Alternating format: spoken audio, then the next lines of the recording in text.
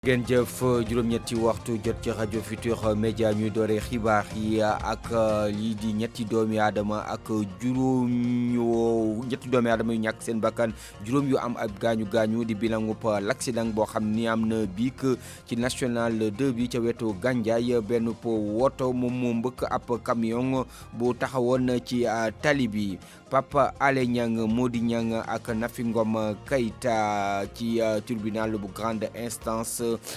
fukki fan ci weeru mars wii di ñëw ñoom nag ab citation directe la leen ki nekkoon directeur général bu COUD di Cheikh Oumar Anne jébbal ngir ñu indi ay leeral gannaaw téere bi nga xam ni Baye Alé Niang daal dina koy siiwal coronavirus di feebar boobu di lëmbee fële ca Chine yegsi na ci denduk Afrique ndax am na kenn ku njëkk koo xam ne nii ñàkk na ci bakkanam ca Égypte la amee moom nag nekkul doomu Égypte ab chinois la dafa jóge woon foofa ca Chine ci jamono ji nag di cas boobu nga xam ne moom moo fa am tax na moom moomu daal dinañ koy placé sous quarantaine maanaam di ko xool wér-gu-yaramam ca Guinée ba léegi mu mel ni ñoo nga ca guta gannaaw élection présidentielle ya ñu génnoon ndax lii di résultat ya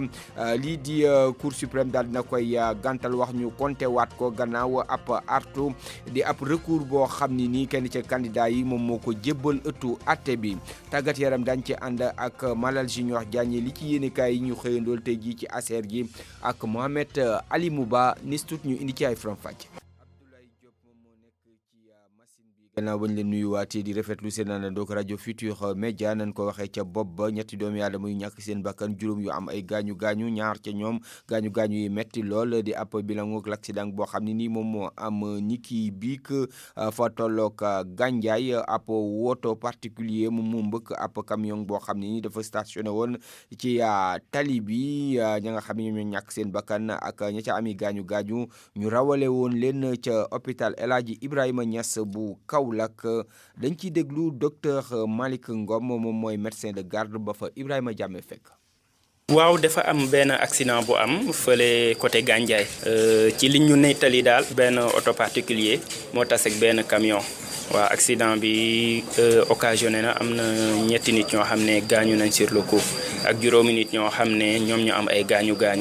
ci juróom yooyu nag am na ci ñaar ñoo xam ne xaw nañoo sonn mais biñ ñëwee ba léegi depuis 21h20 lañ fi yegg si ñoo ngi leen di toppatoo def nañ prise en charge dem au niveau de la pharmacie de l'hôpital médicaments yi nga xam ne moom lañ soxla ñu jël ko foofu defal leen ko am na tamit ay rajo ak ay analyse ñoo xam ne soxla nañ ay rajo ak ay analyse bindal nañ leen prise en charge pour yóbbu leen nii parce que am na ci ñoo xam ne ba léegi gisaguñ mbokk yi nga xam ne ñoom lañ àndal mais quand même ñoo ngi def ci liñ mën pour dimbale leen am na ci kenn daal bu ko xam ne dafa yegg si juste rek gaañu mais ñeneen ñaar ñi moom avant ñu yegg si déjà gaañu woon nañ. mu nekkoon kon docteur Malick Ngom fu soriwul foofa ca Gandiaye dañuy dem ba ca Fatick député bi di Alla Guène di ñaawlu ñàkk teewaayu ko yenn ci ay responsable politique keroog bañ doon dëjël kii di Lamine Koita muy dawalkatu moto Jakarta boobu nga xam ni moom moo faatu woon altine jële ñu génn mu di ak faatoom goo xam ni indi woon nay manifester ndax yenn ci ay naatangoom dawalkatu Jakarta dañoo joxoñ baaraamu tuuma rek ñi di waa police ñoom ñoo ko dóor ba mu faatu naam sax su fekkee ni autopsie bi la mu leeral moom moo di mort naturelle la yàlla ñëw mu daal di faatu député bi di ci yokku ni di ci indi aussi ay leeral jëm ci ko wàllug fitna nga xam ni moom moo jiboon bés boobu nga xam ni dañu la koñ ko doon denc moom ndaw loolu di Lamine Koita dañ ko ci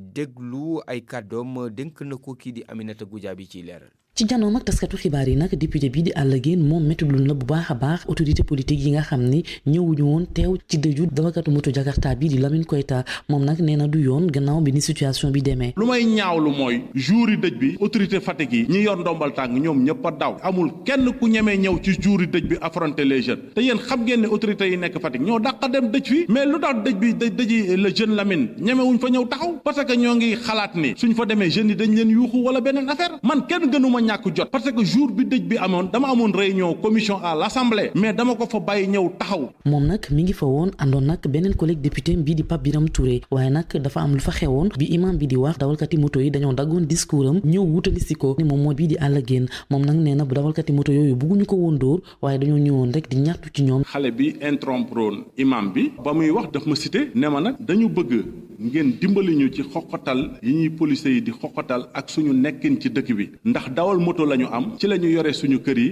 pour que police yi tamit may ñu jàmm ba incident bi fa am fa fi ma taxaw nag laa taxaw ne leen may leen xale yi tamit bàyyi leen ñu wax seeni doléance ñu vider li nekk ci ñoom ba ma taxawee foofu tente bi xawoon na amoon ay jaxasoo yu fa amoon ci laa ne nañu déplacé wu dugg ci kër gi ma toog ak yéen ci salon bi déglu seeni doléance lu ma ci mën a faj dinaa ko faj ak ñi ma seqal dëkk bi. moom parlementaire bi nag di ñaax ndaw ñi ñu arrêté seen manifestation yi te bàyyi justice mu def liggéeyam ci affaire bi ñuy xamal ni itam procureur bu Fatick samedi ji ci ngoon ji dana janook taskatu xibaar yi ngir waxtaanee affaire Lamine Koita bi itam Aminata Goudiaby Fatick RFM. Aminata jaajëf juróom-benni simili moom moo bootu ci juróom-ñetti waxtu ci suba. ak RFM kumpa jeex na. avocat yi layool Cheikh Oumar Anne daal dinañuy jébbal ab citation directe kii di Pape Alé Niang Mody Niang ak Nafi Ngom Keïta moom moomu di Pape Alé bind livre bi di scandale au cours de la République le dossier du coude ak nga xam ne moom moo ko préfacé di Mody Niang ak ka nekkoon njiital OFNAC ñoom fukki fan lañ leen may ngir ñu taxaw ci kanamu juge bi ngir indi ci ay leeral avocat wu directeur bu centre des œuvres universitaires du COUD doon jano ak taskatu xibaar yi ni ki démb Omar Mbow. Pape Alé Niang Mody Niang ak Nafi Ngom Keïta ay bés rek moo leen dese ngir ñu déggal ne Cheikh Oumar Anne lubal na xaalis wa ilaa dinañ leen jàpp tëj yóbbu prison ndax sos bi ñu sukkandikoo ci Babacar Cissé avocat directeur général COUD ba woon. Cheikh Oumar Anne dafa leen servir citation directe te ñoom nag am nañ délai nag parce que loi bi dafa ne boo toppee nit pour diffamation mooy maanaam loo xam ne daf ko teg sa kaw te yow nga yaakaar ne amul ay sos la ay fen la donc loi bi dafa ne ku la ko teg am na fukki fan avant audience bi pour mu indi lu koy firnde bu ko defulee ci fukki fan yooyu donc mënatu ko prouver. ci gis-gisu Babacar Ndiaye nekk itam avocat Cheikh Oumar Anne rapportu OFNAC bile dafa bëri lu ci manqué. livre bi dañ ko fondé ci benn rapport OFNAC dafa am lu nga xam ne ni moom mooy élémentaire ci rapport COUD bi Cheikh Oumar Anne dégluwuñ ko mu wax alors que ce rapport comme ni ko procureur waxee keroog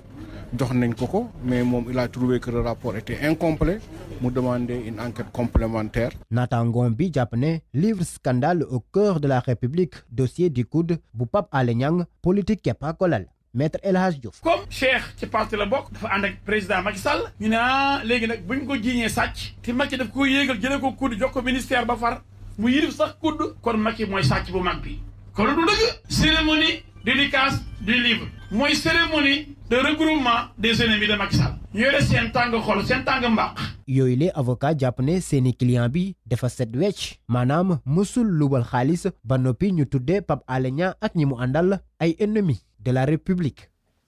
Omar Mbaw jaajëf ñu wax ci lu soxal leeral yi nga xam ni waa SAR indi na ko ñu ni amul gennuk risque daal jëm ci wàllug ñàkkum carburant ci réew mi mu di loo xam ne ni waa société africaine de raffinage ñoom ñoo ko xamle ñu ni am nañu stock bu doy boo xam ni daal mën na approvisionner marché bu Sénégal ci wàllug produit pétrolier ci ab communiqué service bu communication bu SAR di ca yokk ni outil national bu raffinage boobu dinañ ko préserver ànd ceek engagement wu réewum Sénégal ak partenaires yi ci jëm ci wàllu ko yeesal ak yokk li nga xam ni moom moo di unité yi ñu ni am na ab programme boo xam ne nii dinañ ko wéyal ci nu yàggul lañ ca bëgg moom mooy fexe ba garantir lépp lu jëm ci wàllu fourniture jëm ci produit pétrolier yooyu ak li nga xam ni moom moo di brut Sangomar bi nga xam ni ci lu yàggul dinañ ko exploité ci wàllug jàng meeg njàngale mi syndicat bi nga xam ne mooy syndicat autonome des enseignants de l'enseignement supérieur di SAES di ñaawlu ñàkk sàmmo ak délai yi jëm ci wàllug chantier yi nga xam ni moom la ñu sumb ci daara yu mag yi di université publique yu Sénégal SAES di daal ci fàttali nguur gi rek accord yi nga xam ne signé nañu ko secrétaire général bi yëkkati ay kàddu ni ki démb ci ab séminaire jëm ci wàllug situation université yi convention séminaire boobu ñi di waa convention des jeunes reporters ñoom ñoo ko doon amal. anam yi nga xam ni moom la ñuy liggéey ci réewum Sénégal inspection du travail bu Ndakaaru gis ni ci at mi nga xam ni moom la ñu génn lu toll ci ay objectif am daal dina koy béral mu ni ci atum 2019 lu toll ci 4 junni entreprise jot nañu wisitu inspecteur du travail pour 2020 nag mu ni lu toll ci juróomi junni ci ay société dinañ fa dem seeti leen. Njaga Njaay inspecteur du travail la muy sàkku tamit moom mooy du ñu yokk limu inspecteur yooyu rawatina fii ci Ndakaaru nga xam ni fanweeri collègue am rek ñoo ci yëngutu dañ koy dégloog Salif Sow. daaw inspection Dakar rek def nañu lu ëpp junni ak ñaar téeméer loolu inspection Dakar rek la mais inspection yi nekk Sénégal yëpp bu ñu leen jëlee 4000 la ñu defan bii jàpp nañ ne dinañ dem ba 5000 contrôle. di ngeen ci teg junni. dinañ ci tegaat junni. xool contrat yi xool salaire yi est-ce que yëpp jaar na yoon boo si paree si loolu nga jóg def li ñu naan visite tamit entreprise bi xool condition de travail yi ndax amut loo xam ne mën na gàllankoor si liggéey bi wéegu yaramu nit ki wala boog intégrité physique am. bu dee loolu am na ay daan da leen dal. en fait il faut tamit ñu wax ne inspection du travail nekkul comme gendarme wala policier nga xam ne dañuy ñëw rek verbaliser la non. dañuy ñëw dañ lay njëkk a ñëw pour accompagner la. expliquer la wala yoon bi nga war a teg wala yoon bi ne la lii ak lii. après jox la délai. ngeen di déglu xibaar yi ci rajo Futur Média gannaaw ba fukki simili ak benn booto ci juróom-ñetti waxtu ci suba la ñuy dem ba ca Koupentoum foofa askan wa ñoo nga woon ca mbedd ma la ñuy sàkku moom moo di ndox nee nañu aw mar daal moom moo leen sonal la ko waral moom moo di dog-dog jëm ci wàllug séddalem ndox moomu daal di nañuy jébbal ab këyitu artu di ab mémorandum kii di préfet ba ñoom tamit ñoo ngay sàkku ci ñii di waa SOGES mi nga xam ni ñoom ñoo yor lépp lu jëm ci wàllu ko forage ngir ñu waxtaan ngir fexe ba indi saafara ci gàllankoor yi nga xam ni moom mooy am yenn saa yi ci wàllum séddalem ndox mi Moussa Oumar Gueye. jafe-jafe ndox lootal askan wi yeewoo ci Koupentoum ñu daal di gont amal benn doxu ñaxtu ba yegg ci préfecture daal di jël mémorandum jébbal ko kii di préfet bu département bu Koupentoum. Modou Mbaye la commencé ko ci imam ratib ci kàddum la ñuy wax ak bépp kilifa diine boo xam ne mu ngi biir Koupentoum ndox mu manqué moom suñ ko waxee liggéeykat bi imam bi ñëpp la intéressé ndax ndox dafa laal dund nit ki ci biir addunaam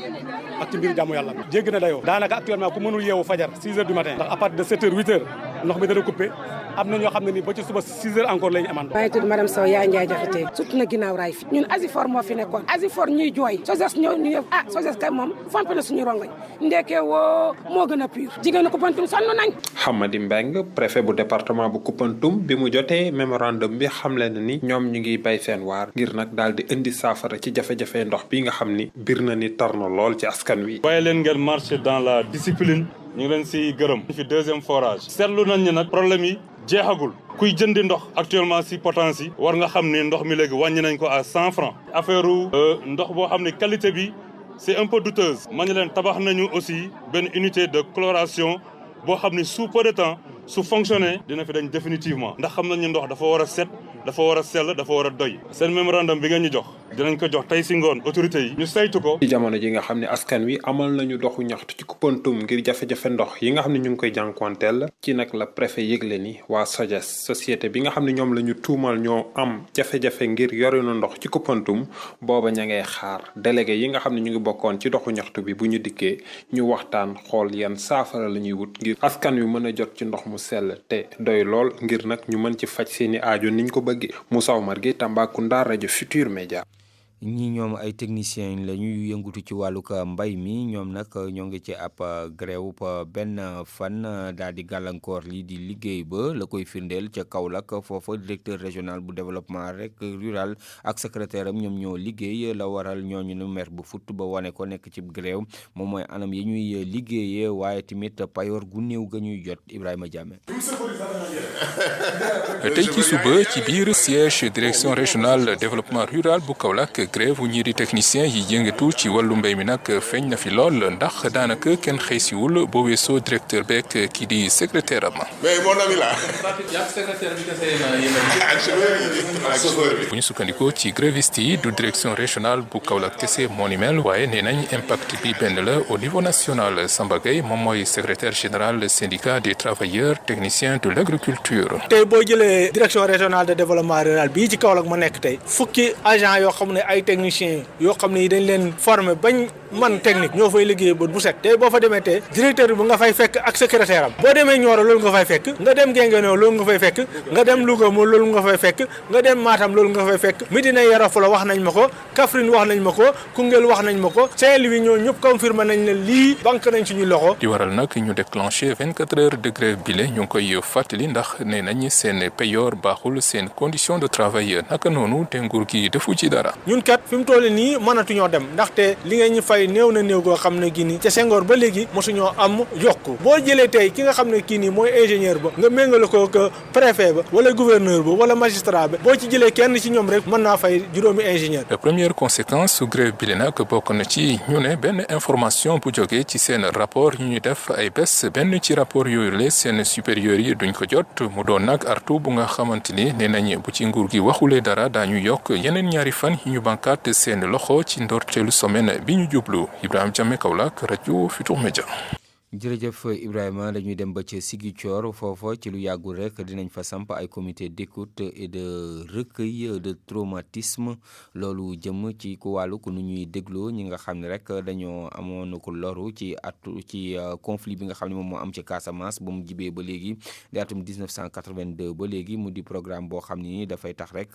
ñu tàggat ñoo xam ni dañu yëngatu ci wàllu ko diine waaye ñeneen daal di leen di fexe ba dugal leen ci wutum jàmm moom foofa ca Casamance muy loo xam ne ni ONG Génération Non Violente moom moo ko taxawal Lamine Ba. ñi nga xam ne dugal nañ seen loxo ci wutum jàmm ji fii ci Casamance li gën a bëri dañuy faral di fàtte li nga xam ne nag moo di victime yi Génération Non Violente ONG la moom bëgg na soppi di doxalin bu jëm ci wàllu woobee li ñu bëgg nag mooy déglu ñi nga xam ne loru nañu ci fitna wi nga xam ne nag nemmeekoo nañ ko ci bët saalum réew mi kii di abbé Camille Joseph Gomis moo jiite Génération Non Violente. li ñu bëgg a def ci liggéey bi mooy déglu nit ñi xam ne leen métti bu ñu defee liggéey bi defe naa du ñu fàtte li ñu dund fii du question dañu bëgg a fàttaliku li métti déedéet mais dañu bëgg a xam ne lii amoon na fi donc loolu liggéey boobu la ñu bëgg a def daal ak ñi nga xam ne mooy nitu diine yi xol bu méttiyee dëkk mënul am jàmm donc te xam nañu ni nitu diine yi ñooy laal xolu nit ñi xol yi bu ñu méttiyee nitu diine yi ñoo nar a jóg daal ñu liggéey ak seen nit ñi ndax seen xol yi mën a sedd mooy lan da ngay déglu luy seen méttit nga dimbale leen ñu faju ñu baalante ak ndax ñu mën a dellu si ci li nga xam ne mooy tabax réew bi ci jàmm. donte sax bëgg nañu soppi doxalin ci pexe yi nga xam ne ñoo ngi koy nas mu jëm ci wàllu wutum jàmm ji fii ci Casamance waa Génération Non Violente bëgg nañu jamono ji kilifa yi gaawantu ba li nga xam ne nag moo di négociation yi mu mën a jur li nga xam ne moo di accord de paix bala accalmie bi di nax saay. kenn dëggatul fetal kenn dëggatul rey nañu kii ci yoon bi def nañu lii defe naa loolu na lañ ci sant yàlla mais bu ñu tax daal li am situation bi nekk loo xam ne dafa xaaw a sedd ñu foo ne jàmm si dellu si na déedéet parce que jàmm fu muy saxee ci xol lay saxee ci xolu nit lay saxee ak xelam jàmm am na ñu ngi ci yoon bi waaye des na liggéey bi ci la nar a commencé. ñi nga xam ne ñoo jiite projet boobee ñoo ngi doon waxtaan ak kuréel bi nga xam ne moo ngi ëmb journaliste yi nekk fii Ziguinchor ñu dippee leen APIC association des professionnels de l'information et de la communication de Ziguinchor Lamine Ba Ziguinchor rajo Futurs Médias. wax ci wàllu ko feebar bi di coronavirus ba nga xam ni daal moom moo jib ci Chine tey law ba ci yeneeni réew yi te sax am benn cas buñ ñu feeñ na fii ci dendu Afrique ca Égypte ñii di waa ànd gësëm di sàkku ñu wéyal tàggat gi ak aar gi loolu nag gën a tàggat ñii di agent yi nga xam ne ñoom ñoo yëngutu ci wàllu wér-gu-yaram ak action sociale intersyndicale di xamle ci ab communiqué ni daal fi mu ne jàmp na ngir ñu taxawal ab campagne nationale maanaam ci biir réew mi ngir waxtaane wàllug feebar boobu nga xam ne moom moo feeñ ca biti réew sax moom moo ñu yóbbu ca biti réew ba fii ci suñu mbokk yi ca Guinée Bissau foofa gannaaw élection présidentielle bi ñu génn mu mel ni daal ba léegi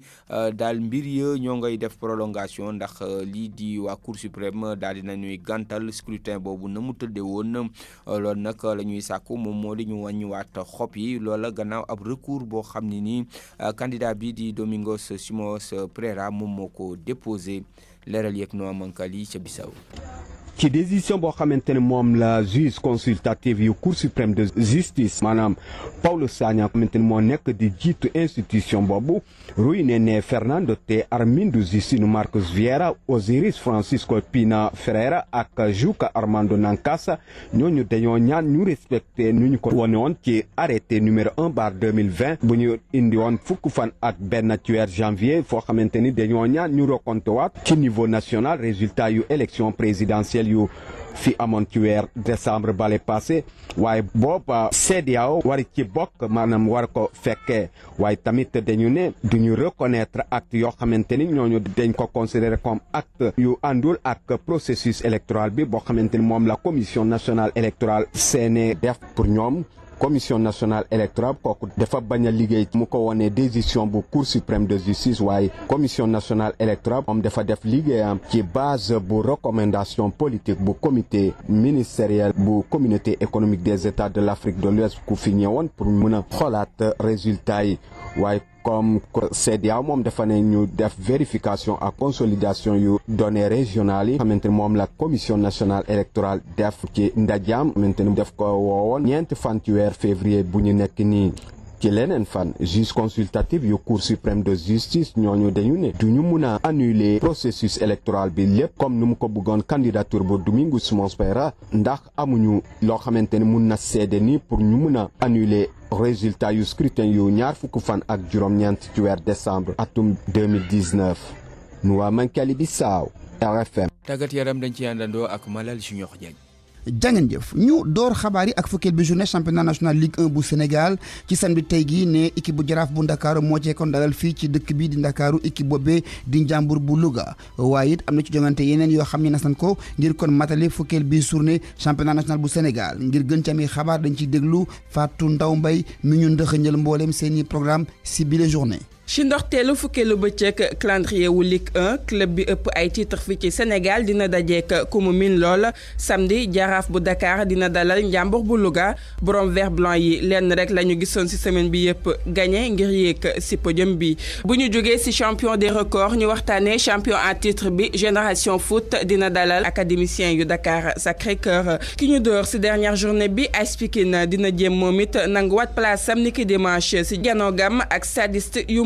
ba tey ci banlieue bi ñaari tali dina dalal Tëngéej FC ñuy xaar rek ci waa TFC ñu gën a dëgëral seen taxawaay ci Ligue 1 bi ci bët saalum réew mi Casa Sport dina dalal moom it ñii di douanier yi ci stade Aline Sitoé Diatta fukkeelu bëccëg bi ba tey ràññee nañu ci jongante ñaari dëkkandoo yi di Mbour Petite Côte ak Jàmbaar ci stade Caroline Faye sa Thiès CNEPS Excellence dina dalal ñii di US Gorée. Fatou Ndaw Mbay jaajëf ñu daal di kon wax itam jëm ci Ligue 2 bi ñoom itam daal amal ñaari ci samedi tey gi ne Amitié FC moo dee kon daje ak waa Renaissance bu Dakar Guédiawaye football club ma nga jëm Thiès fekk foofa itam équipe bi di Thiès FC la ca des ne nam nañ ko yeggali bés ni dimanche mën nañ si caa lim équipe bi di Linguère bi nga xam ne moom moo kon jiitu moo war a fekk si ci Ndakaaru équipe bi di Duc nekk kon équipe benn boo xam ne taxawaayam jekk na ci championnat bi football bi ca bitim réew des ko waxtaane ak itam daan bi dal ci kaw Manchester City ne ñaari at yee di ñëw du bokk ci genn jongante boo xam ne UEFA moo ko organisé la waral daan yooya Salif Sow moo ci indi xabaar.